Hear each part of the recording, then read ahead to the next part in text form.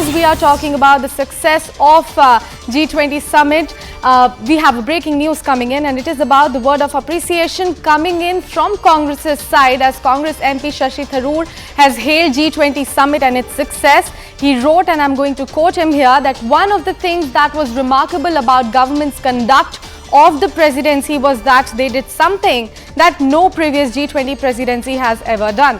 They actually made it a huge nationwide event, 200 meetings in 58 cities, a huge amount of action, and the conversion of the G20 into a sort of people's G20 with public events they have held. He also took a dig at the centre, saying that leader of opposition not being invited and opposition members of parliament not invited was an unfortunate move, but it was a word of appreciation that has just come in from Shashi Tharoor, who is in Congress MP. Let's listen in to what exactly did he say. One of the things that was remarkable, I would say, about the government's conduct of the presidency was that they did something that no previous G20 presidency has done. They actually made it a huge nationwide event, 200 meetings in 58 cities, a huge amount of action, and the conversion of the G20 into a sort of people's G20 with public events, the Hornbill Festival, the University Connect program, the civil society and think tank meetings. All of these things were unprecedented. No other country has done anything like that. And that is in some ways both a credit to India for taking the message of the G20 to the entire people, but it's also an attempt by the ruling party to instrumentalize the G20 as something that would turn out to be an asset for them politically. I have CNN News 18's Pallavi Ghosh joining me on the phone line early this morning. Pallavi, a very good morning to you. We just heard Shashi Tharoor appreciating the move that has been taken by the centre of hosting G20 in our country. It was a massive success for us. But at the same time, he very discreetly landed a jibe at the central government as well, saying that this move can be instrumentalized by them to use in the political game as well. Well, I mean, frankly speaking, political parties often use such events to showcase their might and also to prove a point. And, you know, for many of us who come UPA times, I remember the Commonwealth Games was also similarly used by the Congress party at that point of time. It's a mixed bag, certainly. I agree with you, coming in from Shashi Tharoor, former diplomat who was in the UN, politician.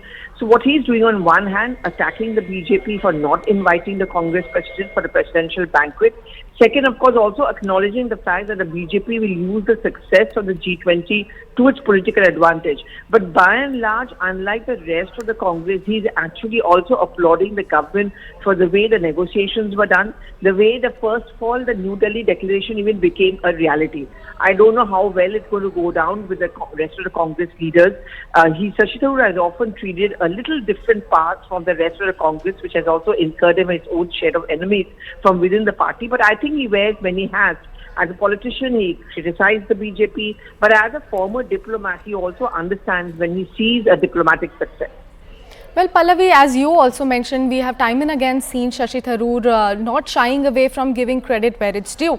This time also, he has appreciated the central government. We also saw opposition leaders like Nitish Kumar there at the G20 summit. How do you think it is going to cause a hindrance to the opposition bloc INDIA? Well, you're absolutely right. I remember when the Swachh Bharat Abhiyan was launched by the Prime Minister, and Prime Minister wanted to reach out to social media influencers. One of the first persons he did to from the opposition spectrum was Shashi Tharoor, considering that huge amount of traction he has on the social media.